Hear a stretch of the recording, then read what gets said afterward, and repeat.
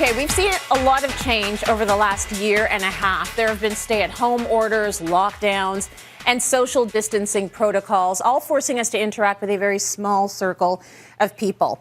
So what does this mean for singles who are dating, looking for relationships, or looking to hook up?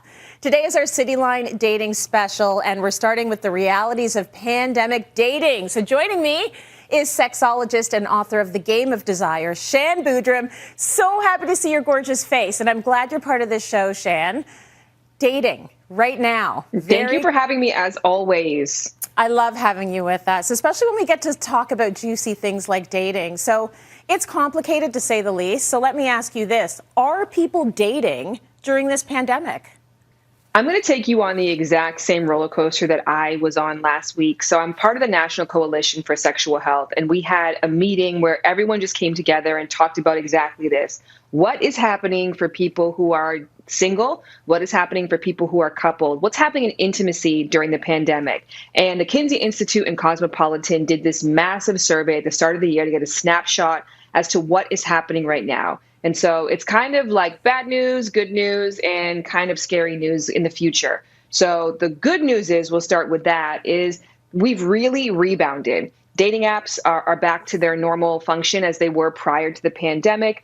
People are starting to feel more confident about going out. People are now having new sexual partners, which for a very long time, that number was extremely low. And people are starting to feel more excited about connecting again. Now, the scary part, though, is the future, because people essentially have gone through so much trauma during this time. People are saying they're less likely to want to ever live with somebody. People, as we probably know now, there was this big claim that there was going to be this fertility boom. It's actually the opposite. There's going to be a drastic decline in infertility. So there's hope on the horizon, but if our numbers stay as they currently are, we're looking at a lot less connected future as a result of COVID. Oh my goodness. So people are on edge about COVID, is the data that you've collected. Very interesting. So there are people meeting online, and I'm wondering, how do you go from online to physically meeting up and going out on a date with all the restrictions and the closures we've been dealing with? The thing is, I mean, it's different depending on where you are, which is the crazy thing about this pandemic. I'm in California, where it's back to normal. I could go to the movies today if I wanted to. It depends on where you're at, but I think by and large, and this is the thing that that stats are showing as well, is that people are more comfortable having advocacy conversations. And what I mean by that is being like, okay, I would love to meet up with you, but I need to know, how have you been handling the pandemic?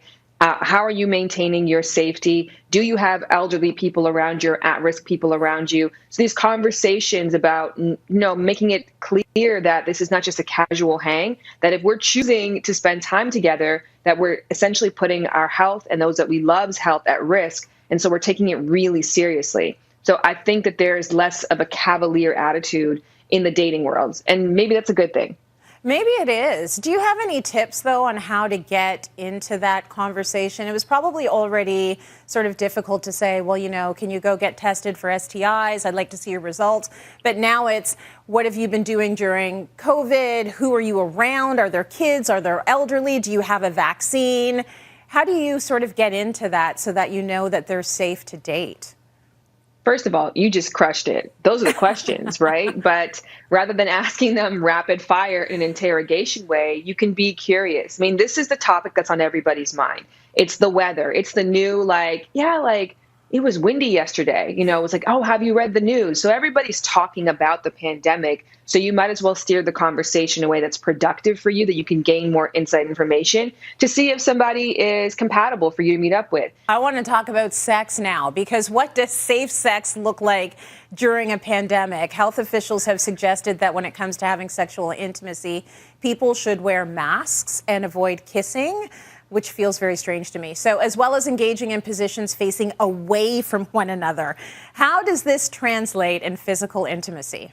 So I think the health boards are saying, look, if you're going to be engaging with multiple partners, one, or two, you're unsure of someone's status, and you don't have an awareness of that person's COVID practices, this is your surefire way.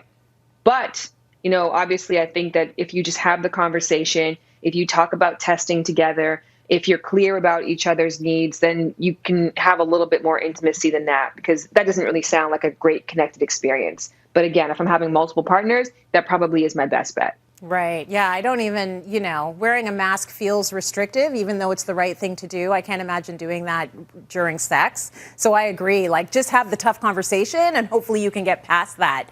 Okay, you mentioned earlier that there might actually be some good news coming out of pandemic dating stats. So let's talk about, maybe some of the good news stories. What have you got for us? So as I was saying, Cosmo did this incredible study at the start of the year. And prior to the pandemic, we were known as the hookup culture. People were having multiple partners and not taking people seriously. That has really changed. So here's some really fascinating statistics. 52% of singles say that they are looking for a committed relationship next, and 44% say commitment is now more important to them than ever before. 43% say that living with a partner is more important to them now than it was before. And this one's really fascinating, Trace. 68% of people said that they are less likely to cheat.